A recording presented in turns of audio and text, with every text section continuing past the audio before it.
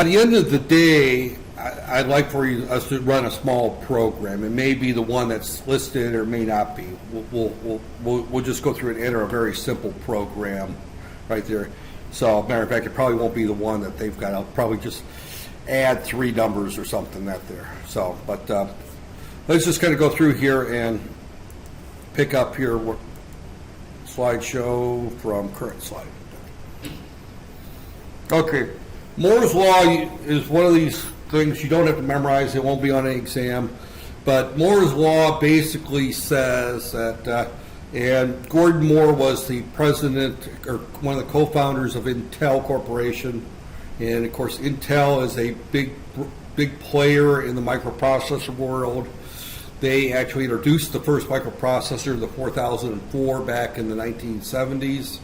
That there. So, but there, and they of course made the, the 4040, the 8080, the 8085, the 8086, the 8186, 286, 386, 486, Pentium 1, 2, 3, 4, the i3, i5, i7. I mean, they made a lot of microprocessors right there. Intel's a big company. They have a plant in Penang where they make chips out there. But Moore's Law, basically, he said that the capacity of computers will double almost every year or two. And this law, he said this back in the 1960s, and it's held true till today, right there. Some people think that we're reaching the end of Moore's Law, that there, but every time we think that we've reached the end of it, something happens, a new technology comes out, and they can shrink the die size down, make processors smaller, cheaper, right there. So, but if it wasn't for this tendency called Moore's Law, we would not have iPhones today, right there. So it comes, the first desktop computer I bought that I consider a real computer. I'm not talking about my, VIC 20s or my Commodore 64s or the game boxes that were also computers, but I never owned an Apple. I mean, I own one now, but back in the day, I never owned an Apple II. I own an Apple iMac Mini now that I use just for research, just to play with that there. But but I owned a number of computers that were hobbyist computers back in the early days of computers in the early 80s. But my first real computer was a IBM PC. And when I say it was the IBM PC, it was the original IBM PC, the 5150, the original one. And it came with, at that time, it came with 16K of RAM. Now, if we want to put that in perspective, 16K is 16,000 bytes. 16,000 bytes of memory right there. Now, each byte holds about 1 character right there.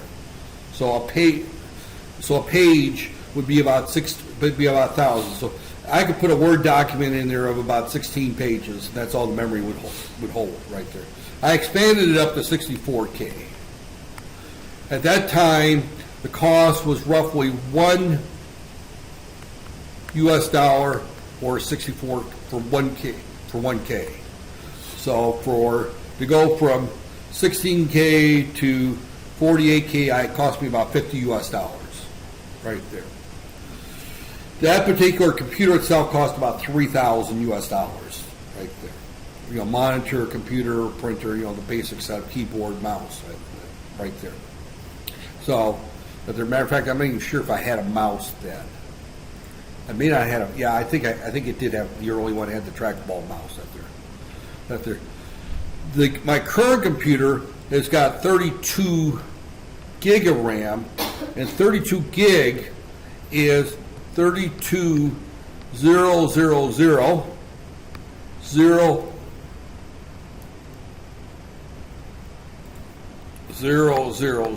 right there. 32,000,000 bytes of RAM right there. So this is the K, this is the meg, this is the gig right there. So my first one came with 16,000. This one comes with, let's see, 32 trillion. Is it trillion? Thousands, millions, trillions, or billions, excuse me, billions. Right there. Billions right there. So 32 billion bytes of memory right there. And this particular computer probably runs about 1.5K or $1,500 US. Half the price of the one that I bought in 1984. So the one I bought in 1984 came with 16K, a black and white monitor, no color, right there. And it was a 14-inch display, right there, smaller than these little things here, right there. And that costs 3,000 USD. This one costs about 1.5 or 1,500 USD, and that comes with 32 gigabytes of RAM. We won't talk about hard drive space. This one did not have a hard drive, right there. And I've got currently a 27-inch monitor versus the 14-inch monitor. So you can see the dropping in price and the increases in capacity. When I worked for Magnavox, we bought a 1 gigabyte hard drive. This was 1985. I bought a 1 gigabyte hard drive. I didn't buy it. The Navy bought it for us. It was part of the contract out there. And this was again 1 gigabyte, and your phone comes with a memory card with what? 16 gig, 32 gig of memory for music on it right there. And it's the size of your fingernail, right? Right there. This was a 1 gig right there. And it was the size of a washing machine right there. And it cost us 30,000 US dollars. Right there. For 1 gigabyte of storage right there. So Moore's Law has basically said that everything is going to get bigger, bigger, bigger, but yet smaller, smaller, smaller. When I say bigger, I mean bigger in capacity, smaller in size, and cheaper, cheaper, cheaper, right there. So Moore's Law says the related observation applies especially to the amount of memory, secondary storage, disk storage, right there. Again, they say that hard drives are going to die in the near future. I believe that they will. They're being replaced by solid state drives or flash memory cards right there. So, but again, that's Moore's Law. And you hear that, you still hear the word Moore's Law. You might not hear as much in Malaysia as we do in the U.S., but you'll keep hearing, if you read any of the computer magazines, they all have articles at least once every 3 months or so. Is Moore's Law still valid? Is Moore's Law still valid?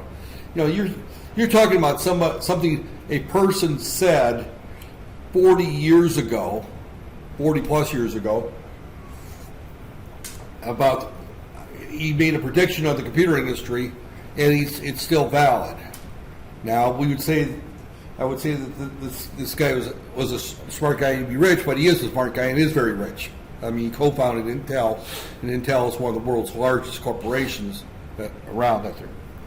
So similar growth has occurred in the communications field, and of course communications is based on microprocessors today. That's their computer. So, okay. Cost has plummeted, demand, the industry, that there. So this is all tying back into why computers are so hot today. That there. Okay. Now, we've got some I prefer, what we've got here is we're talking about the logical units of a computer. And when we look at, here's our computer. This is our CPU. Right there. And I can't touch the screen with my hand, otherwise it disconnects my pen until I take the cover off again. Right there. This is my CPU, right there. And then I have input. I have here secondary storage. I'm just going to say disk drives, right there. I have output. I may have the ALU. arithmetic logic unit right there. Now most people, when they draw this, they suck the ALU into the CPU. They consider the arithmetic logic unit part of the central processing unit right there. Right there. And then inside this CPU, we also have RAM, which is our user memory. So we've got two types of memory in a computer system, right there. Two types of memory. One type of memory is secondary storage. The other type is user memory, right there. Secondary storage is usually disk drives, CD drives, DVD drives, thumb drives, anything that you could write to it, store it, and take it out and move it to another machine, or turn off the computer and it's still there, right there. User memory is what the computer uses to process data that's working on. The lights go out, everything that's in the user memory is lost, right there. So, right there. So we're looking at this particular one here. His definition, he's got four. He's talking about the input unit right there. The input unit is where we're going to get input to go into our computer. Now he considers this in here, he considers drives as part of the input unit if we're reading data from the drives. We could also consider drives as part of the output unit right there. I consider them just secondary storage on the outside that's there. So this is coming from the viewpoint of a computer science. I'm coming from the viewpoint of a computer engineer, that I just look at secondary storage as here's your CPU, and we got two-way communication to our drives right there. So right there. As far as our input unit, I consider input units things such as your keyboard right here, your touch screen, your mouse, sometimes microphone for voice commands. I've got Windows 10 and now it's got, I can't remember what they call it. It's Siri is Apple, but Microsoft's got something called Corina or something like that copies Siri, where I can push a button on my touch screen and give it a voice command and say, find me a hotel in Singapore for next weekend. That there, and it'll open up Travelocity or one of some program and start looking for hotels in Singapore right there. So that there, but voice commands can be part there. I've got a scanner attached to mine right there, and I think some of you have guessed I've done computer engineering and computer work for many years, so I tend to spend a lot of my extra money on computer equipment, much to my wife's displeasure. She hates seeing boxes arrive from Lazada, that there, because she knows it's more computer parts, that there, but I tend to play around with a lot of that stuff there. So, barcodes, I did a project, actually the project I talked about with the 30,000 gigabyte drive, actually we used barcodes for that project because we were putting barcodes on all of our sonobuoy boards that were going through production and keeping track of each board, when it was made, by which operator and which buoy it went into. That way if it failed out in the field, we could backtrack it for quality control purposes. That there. This was a big computer with a big hard drive, and all we used it for was quality control. It had nothing to do with design work. All it did was keep track of what components went in what unit right there. So again, we can have the webcam out there. Well, these are all inputs out there. Our output unit at there, again, most of our output today is on the screen. I try to avoid using paper as much as possible. I use very little paper right there. For a lot of things, I just simply create a PDF file and just store it onto my tablet, and I carry my tablet with me and use that as my out there. When I check in for a flight, they just scan my tablet instead of the out there. A lot of people use their phone out there, but the whole idea is that you try to get rid of paper. UniKL in Malaysia has not figured that out yet. I go into any government office here and I just see stacks of paper everywhere out there, but still out there. So output units, You know, again, media players are a big one right there. I tend to watch movies on my tablet from time to time. I'm a fan of a sport that nobody here, I assume, has ever watched a full game of that, and that's American football. But I download football games and like to sit and watch them. That they're on my tablet or my laptop here. That there. So again, that there. And then the other thing on the output unit is probably the one that I'm most interested in is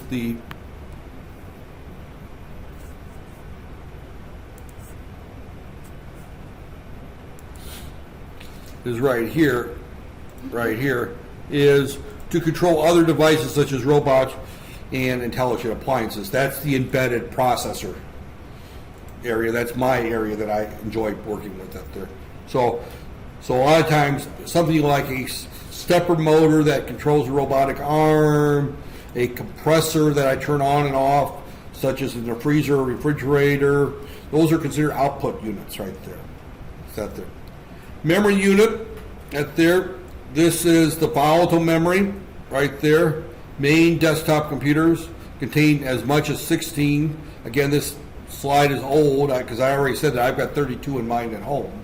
Right there, Thor's got 32 gig of RAM in it, and I've seen some people with as much as 128 gig of RAM in their desktop system.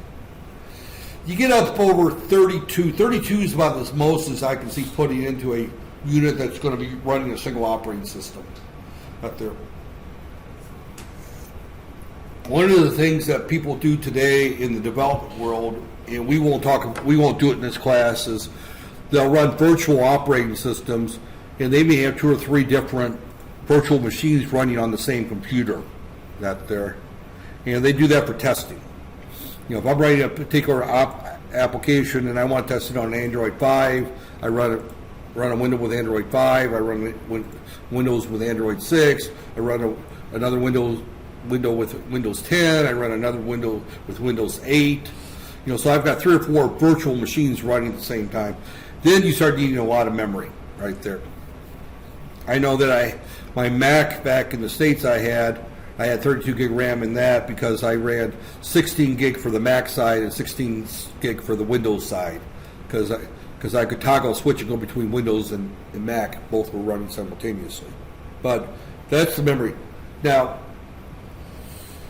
if you put more RAM in a computer, typically up to a point, it will run faster.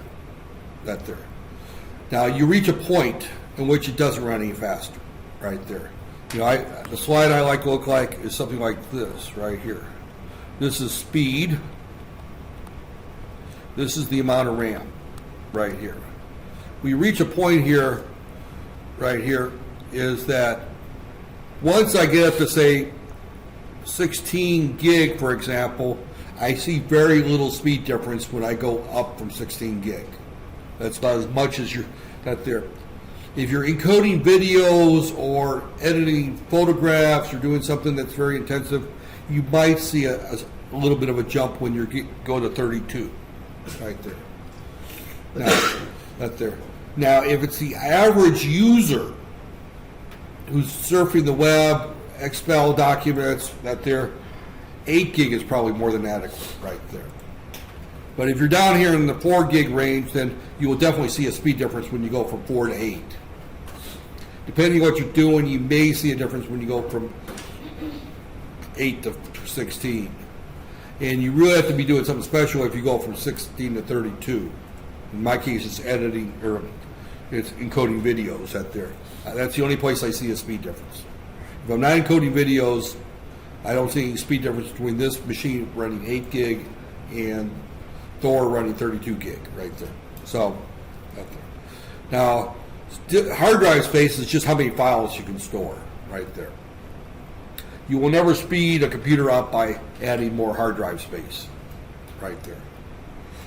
The ALU and the CPU, those you generally group together. They're actually within the same chip anymore right there.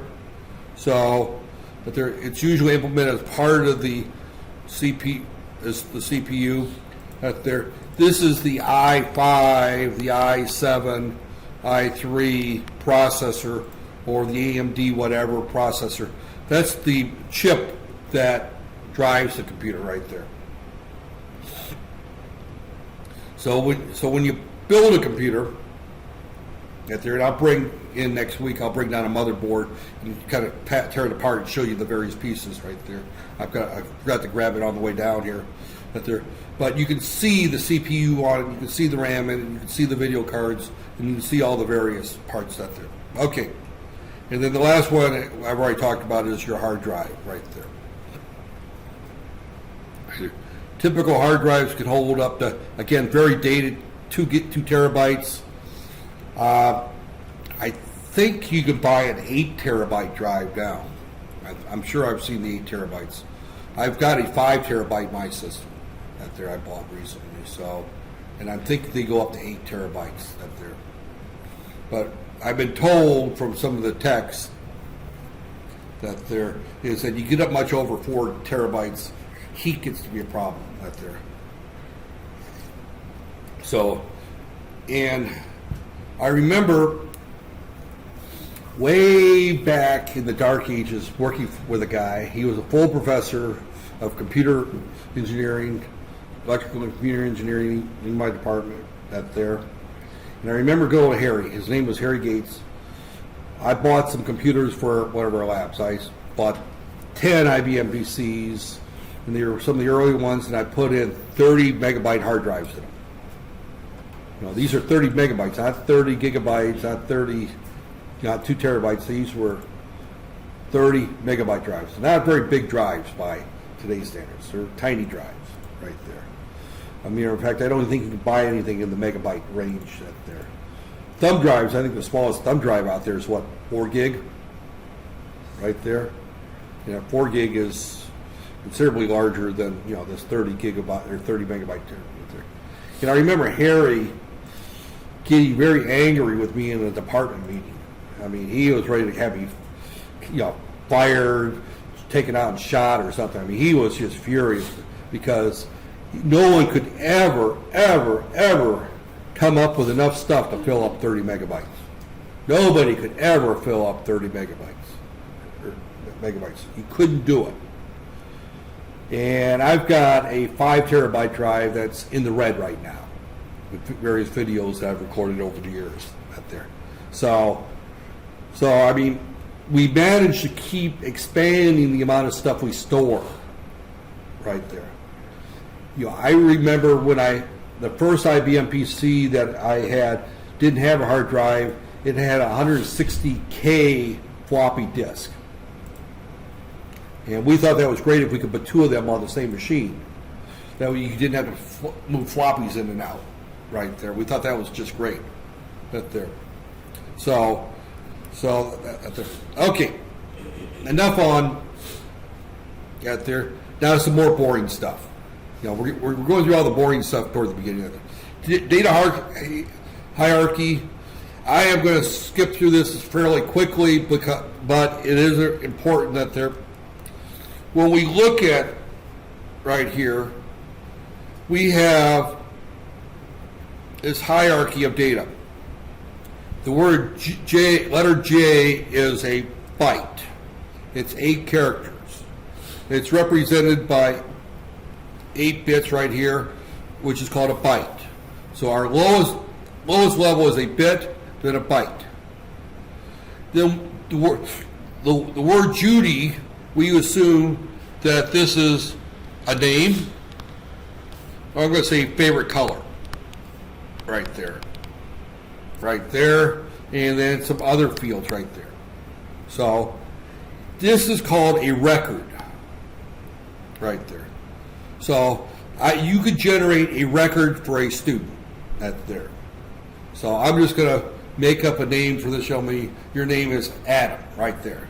So you're Adam Muhammad. Right there. You know that's your name, Adam Ben Muhammad. So the first field would be your given name, Adam. The second field would be your father's name, Muhammad. Your third field might be your IC number. Your fourth field might be your date of birth, although that's including your IC, right? Number that there. Might be what your major is. but each field is a different piece of information related to Randy in this particular case. Everything in this record relates back to Randy, right there. Now we store this entire list of students here in a file, right there. So now again, this is the way our data structure is set up right there. And we could go through, and if we want to do something with Randy, we look up Randy in this file right there. And then we pull Randy's information and we change his major, we change his IC number if it's wrong, we change his pay rate if he's an employee, we get his pay rate in order to calculate his paycheck, we update his year-to-date pay, we look at his tax exemptions. But everything we want to know about Randy is in this particular field right there. And then this is my file of employees, if I'm using in this case, or my file of students, or my file of customers right there. But this is this file that I have everybody in that's related somehow. Right there. They're all either students, they're all right there. So we would get into a lot more of this if we were go into database management, that type of thing. We won't be doing that in this class, but this is a typical thing that computer science people work with right there. And if you're using a computer in a bank, you're very concerned about your customer records. And you have a field for every part of their customer records. And some of these records can be rather large, because if you're looking at a bank, if I have 6 accounts with the bank, I've got 6 different balances, 6 different histories, which may have a long list attached to them. I may have 4 or 5 different credit/debit cards with the bank. All of this information, plus all my transactions need to be recorded as well. And sometimes we have these files that are related to other files right there. I may have a file of bank transactions for an ATM machine, but they may refer back to customer numbers in my customer file. So if I want to do a list of bank transactions, I may have to open up the customer file, get the customer number, and then go through and open multiple other files and look for data in that there. That's called a relational database. Again, we're not going to be doing that type of work that there. I've done database design, and I will go on record, since this is going to be posted on YouTube, and say that I personally did not like doing database design, but it paid very well at the time. I mean, I made a lot of money doing some databases right there, but I just didn't particularly like doing it out there. So, but again, I actually designed a relatively large one for a company, microelectronics, where I had all their vendors, all their customers. I mean, everybody that touched that company was in their database out there, and I had probably 16 different files, and they're all related to each other in various ways. It was a relatively complex database out there, and I probably made 100,000, 150,000 ringgits signing the thing and putting it together. So it was a very lucrative operation. I hated doing it out there, but I enjoyed spending the money out there. So, some things you do for money, right? Out there. I mean, be honest. There's some things that you wouldn't do if someone wasn't giving you money for it, right there. So, okay, this just gets into the description. I already talked about bit. It's as short as 1 or 0. You've already had digital, right? So if you had digital, a character is actually normally a byte, right there, but it's usually of type char, right there. So, and again, these are normally in the ASCII right there, although it's usually the X out there. And Unicode is actually a superset of the ASCII code right there. But it's just simply the American Standard Code for Information Interchange is what ASCII stands for. I never remember until it's in front of me right there. But ASCII is just simply a table that says that lowercase a is the number 65. Or no, big A is 65, little a is 92, for example. if you look up an ASCII table, that there's a 8-bit binary number for, actually ASCII there's a 7-bit binary number for every character. The Unicode goes on 8 bits, and it essentially doubles the size and allows things such as Arabic characters, integrations, symbols, square root symbols, things that are not part of ASCII are in the super Unicode which is larger right there. Fields, I already talked about fields. A field can represent a person's age, sex, name, their job title right there. A field can be, again, a complex data type of itself right there. And then a record is all the fields that compose a particular employee right there. Here they give an example of, this is a payroll system, and we have the employee identification number, their name, their address, their pay rate, their earnings of the year, the amount of taxes we withheld, all that as far as the payroll system. That's one record for one employee. That there. So, and file is a group that there. In a database, I mentioned the word database, electronic collection, that's organized for easy, that there. Everything's stored in tables right there, and then you have multiple tables that there.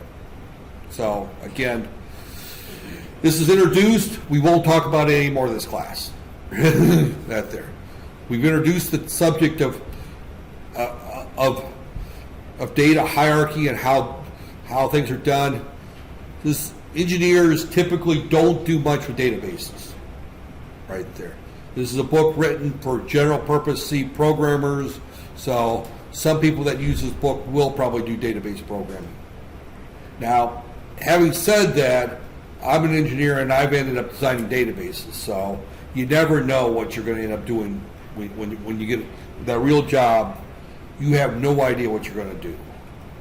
And I have known people that have gotten degrees in one area and end up doing something in a completely different area.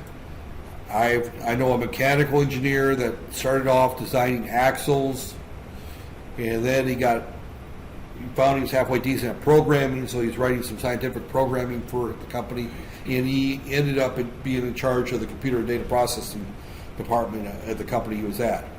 He had no courses in computers out there when he was at college. Out there, none.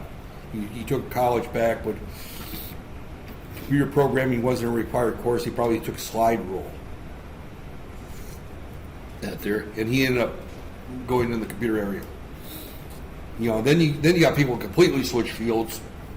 I had a dentist who started off as an industrial engineer and went back to school and became a dentist out there. So I actually had a sister-in-law here in Malaysia that started off as a dentist who decided to become an attorney. He went back to law school and got a law degree. And last I knew, I think she's retired now, but she was practicing law from Penang right there. So there. So I've known people to switch career fields multiple times over their lifetime. So at the age of 21, 22, you don't know what you're going to do 20, 30 years from now. Right there. So if someone would have told me that when I was 22, I'd be sitting in Malaysia lecturing on computer programming, I'd probably tell them they're smoking the wacky weed which was popular back then. Right there. So, which is completely not around here. They're illegal around here. But that was, I would say that they were nuts. That wasn't going to happen. But we all change fields out there. Okay. And I don't know if I'm going to get through all this particular chapter. I was hoping to get to that there. All right. We write computer programs in 3 different types of levels. Right there. Machine language is 10111101. Right there. We're talking ones and zeros right there. Right there. Assembly language is move into the accumulator the number 35. We're writing in the very basic level right there. Or average is equal to A plus B divided by 2 right there. So these are commands in these various languages, right? Type of languages. But machine language is ones and zeros. That there, quite often it might be right there. This might be CA right there. You know, that there. The next command might be 1, 2 right there. Right there. We may write this in hex right there, hexadecimal right there.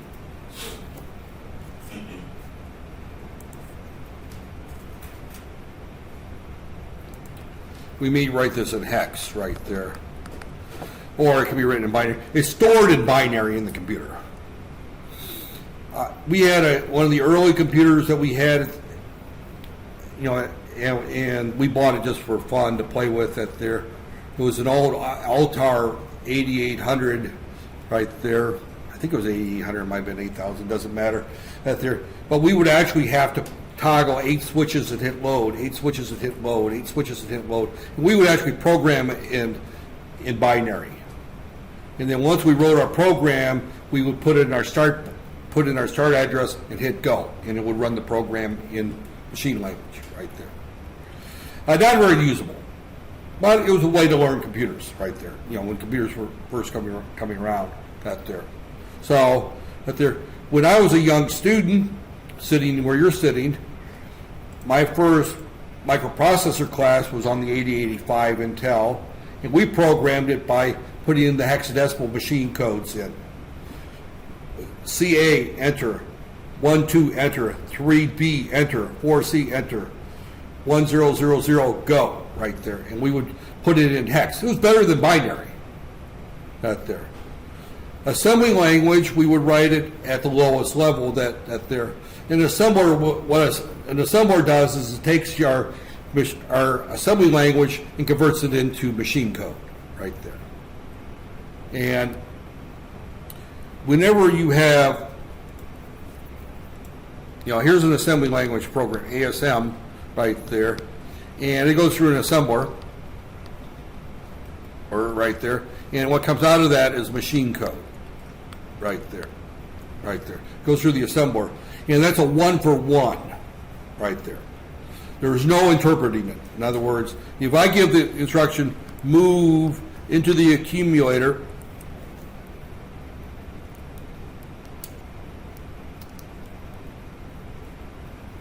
move into the accumulator, the number 35, that's going to equate to a machine code. This is not the machine code because I have not memorized the Intel machine language code there. But we'll say move into A immediate might be the number 2C, then 35 right there. 2C is the command for move into the accumulator the following byte right there.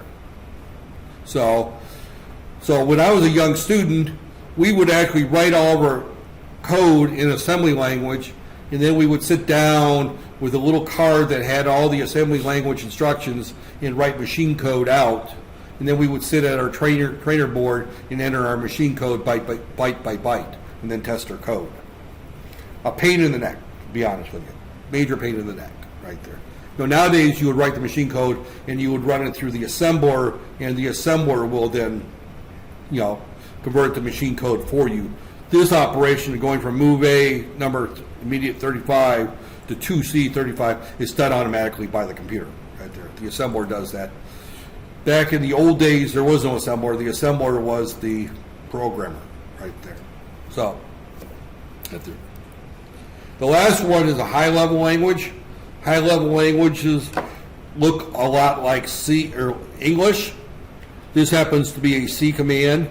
Average is equal to A plus B divided by 2. You know, I'm finding the average of the numbers A and B right there. We're going to be working at this level right there. Now, C can work at both these levels right there. Languages such as Pascal, Fortran, COBOL, Java, they all have to operate more at the high level language right there.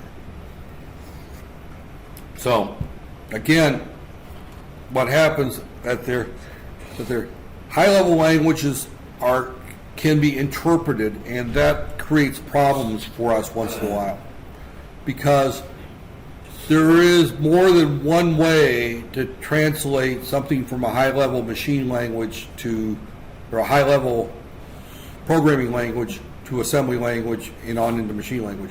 You can do it multiple ways. And some of these compilers are very smart, and they will look at the code you write and say, hey, I know what you're trying to do, but I can do it better. So it will change your code for you.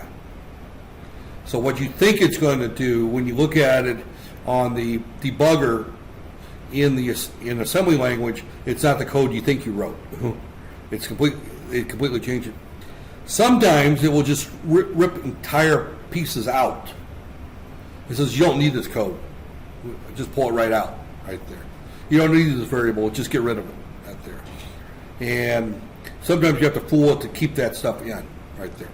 So, but we won't get into that much detail. We'll talk about some of that there, because some of our programs won't work the way they were supposed to, because the compiler will do some strange things right there. So, any computer can correctly understand only its own machine code defined by its architecture, right there. Machine code is machine dependent. So if you write for the 8086, only 8086 and 8086 derivatives can understand it. If I try to run it on a 68HS12 processor, which is a Motorola processor, it cannot understand the machine code. It's like talking Malay and English, right there. You know, I can understand some of the Malay you speak, but not much of it. Hopefully you understand most of the English I say, right there. Some of it you don't, right? Right there, but most of it you usually can understand. But again, microprocessors are not multilingual. They only understand one machine language, and that's the one for their machine, right there.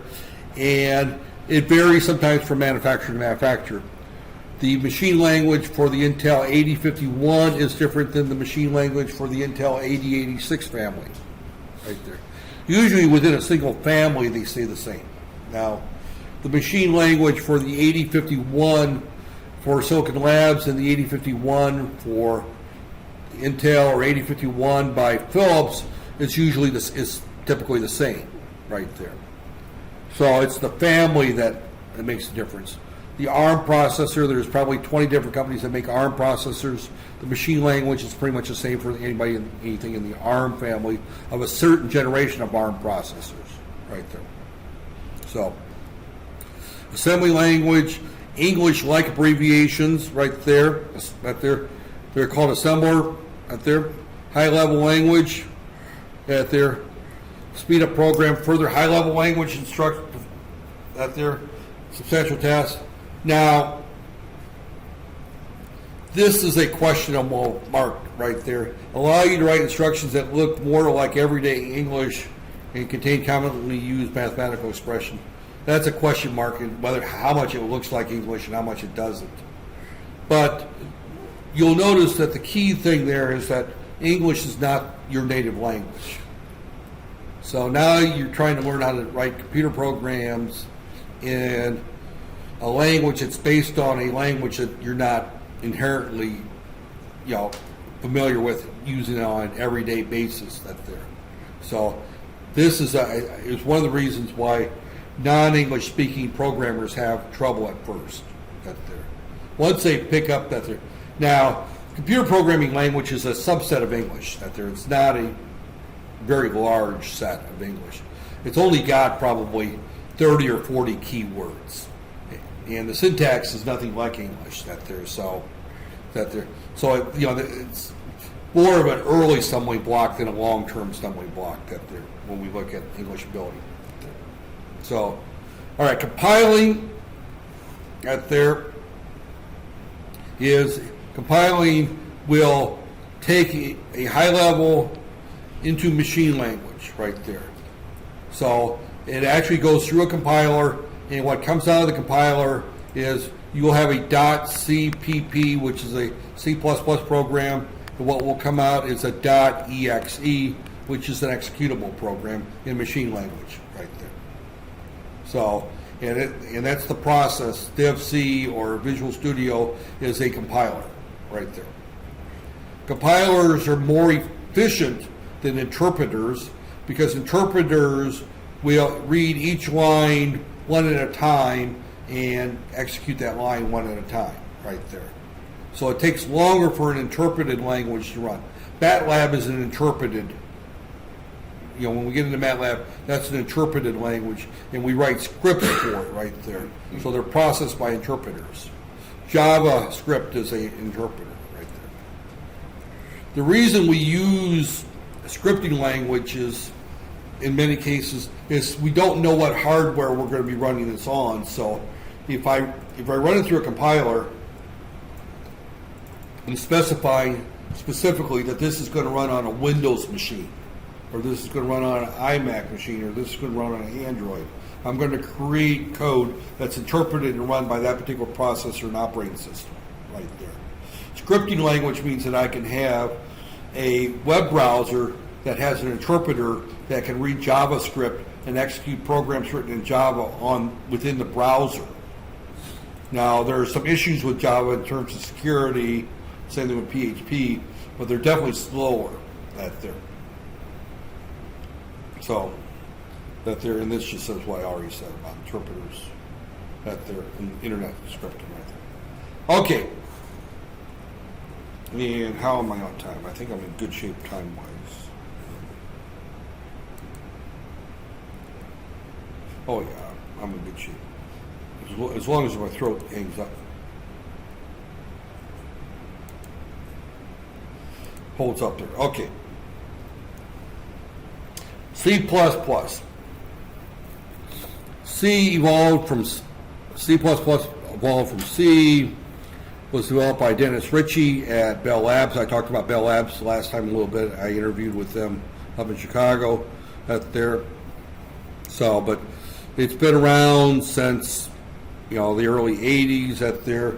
There was a language called A that was used a little bit, then there was B, and then there was C at there. You never hear of A and B anymore at there. They kind of disappeared. But C is stuck around right there. So it's available for most computers at there. C is done, if you use standard C and you don't refer to any of the registers that there, and you don't do any hardware specific commands, the same C program will run on any computer right there. It's machine independent. That's one of the advantages of a high level language right there.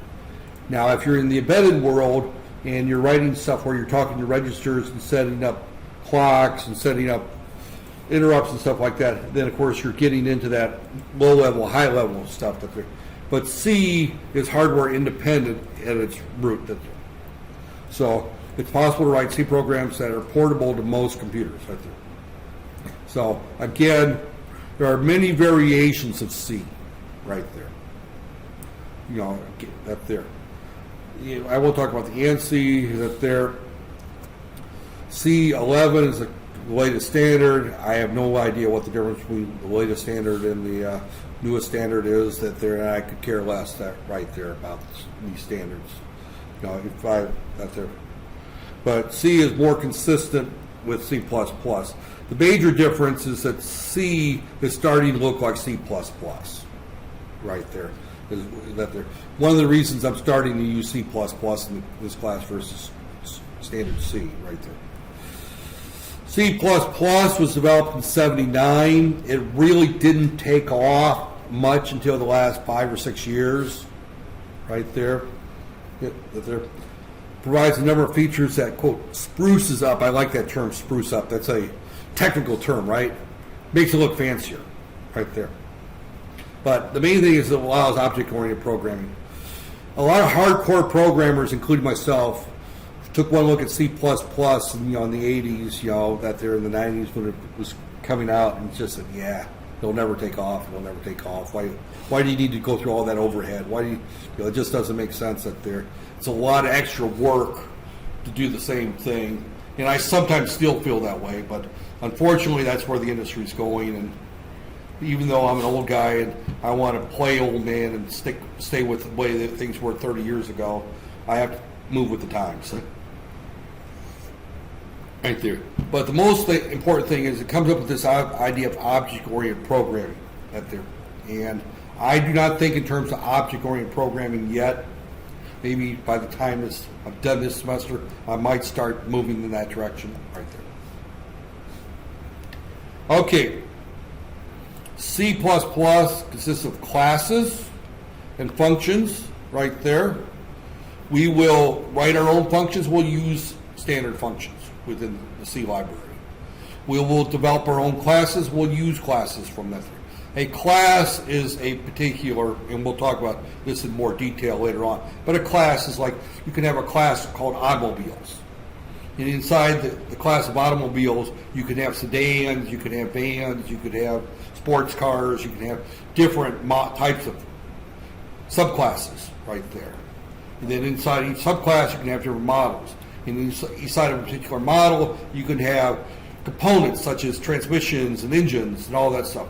And we're all within this class of automobiles right there. So, right there. So again, there's two parts of learning C++. One is the language itself, which is quite often the easy part. And the other is how to use everything that's available to us. If you talk to somebody who does a lot of C programming for a living, and not me anymore, they can sit there and ramble on about functions and classes that are built into the C++ library and how you could use it to do this, how to do that. And I remember getting into an argument with one young instructor back at my old campus. And sweet gal, I mean, nothing against her, but she, I said something, about, making students write a program to do this, that, there. He said, well, you can just call a function out of the C library to do that. I go, no. The point is, I want them to understand how the function works and how you generate the function, not just how to call the function. And a lot of the younger programmers, I find, know how to call functions. They don't know how to write functions because they find a function for everything and they don't write anything. And I'm a big believer in learning how to write the code and then use the functions to save time later. But you have to know what's going inside of it right there. So, and again, you could buy special purpose class libraries, and a class can contain functions right there. So, in the class of automobiles, there may be a function in there called change spark plugs. That's an operation that you do to an automobile. It's under the class, so if you want to change the spark plugs, you call this function, and it tells you how to change the spark plugs on a particular car right there. So, right there. So these are just right there. Okay. And I'm going to kind of jump through this real quick. That there. Fortran, been around since the 1950s. Tell you how old it was. That was my first computer programming language. Right there. I learned Fortran. And typically people who learned Fortran would have learned them on punch cards or terminals. I learned on punch cards right there. It's still around. There are still a lot of people in the hardcore scientific field, physicists, astrologists, that there, some people in the biology field that do a lot of number crunching and do a lot of mathematical operations still prefer Fortran over C or other languages. So Fortran, COBOL is a language used for database operations. It was developed by a woman by the name of Grace Cooper. Grace Cooper was an admiral in the U.S. Navy. She is credited, of all things, for coming up with the term computer bug. Right there. She referred to debugging a program as the task of going through the old 1950s computers, which used mechanical relays instead of transistors, and looking for insects that got into the relays. What would happen is you'd have a mechanical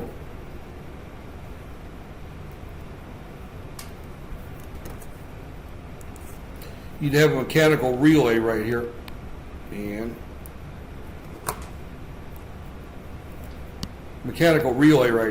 that if you put a coil here, that if you put it that this closes that switch right there. And an insect would get inside the relay and stop the switch from closing, and that was a computer bug back then. Out there. But Grace Hopper was credited for coming up with the term. That there.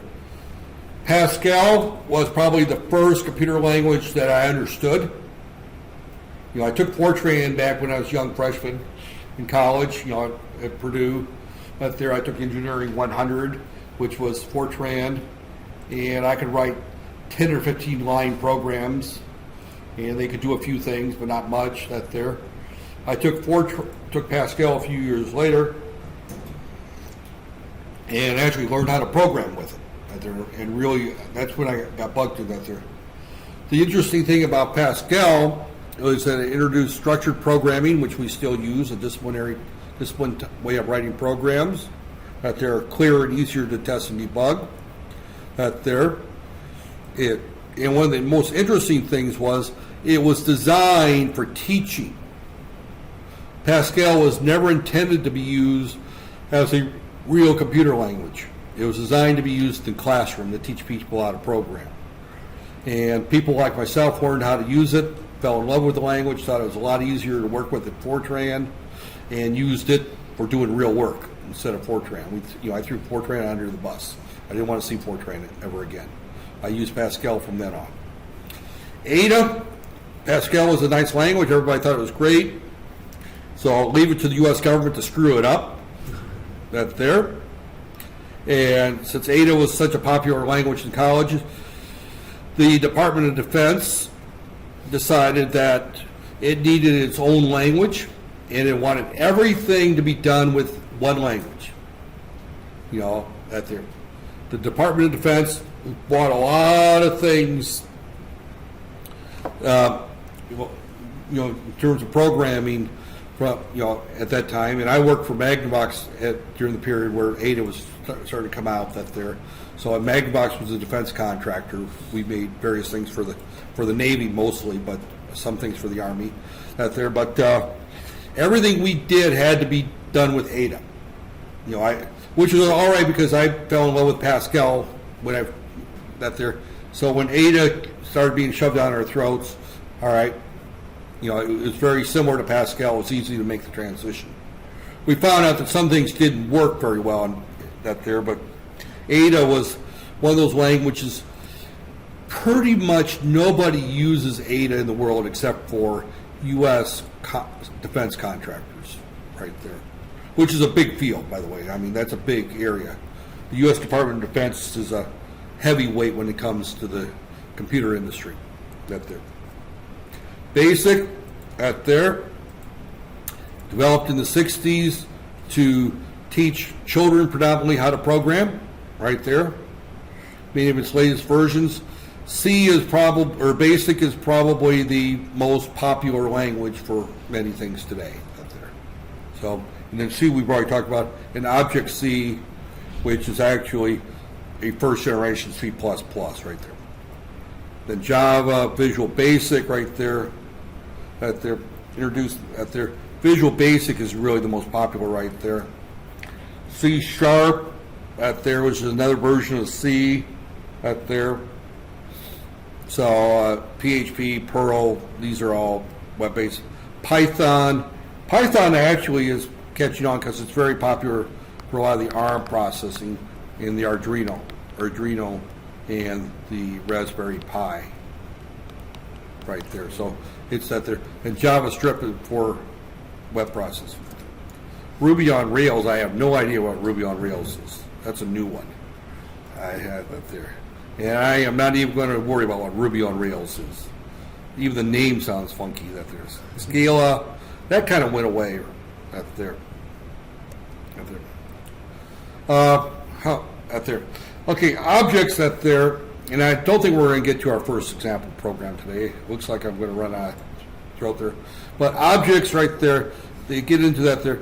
But an object, again, we mentioned that there is something that we create of a particular class. Almost any noun can be represented as a software object. Name, color, size, behavior set there. I already mentioned what an object is. I use the automobile, and it looks like he uses automobile as well. That's a popular one. That there. And to be honest, I haven't read these slides in a while. So, but I've that there.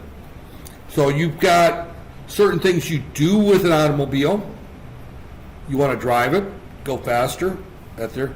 Before you drive the automobile, someone's got to design it. That there. So you have to have prints for it. You have to have the accelerator pedal. That there, the pedal hides from the driver. The complex. That there. Again, one of the things that's key here is the actual process of making the car go fast. The user doesn't see. The only thing the user sees when they're driving the car is I put my foot on the accelerator and the car goes faster, right?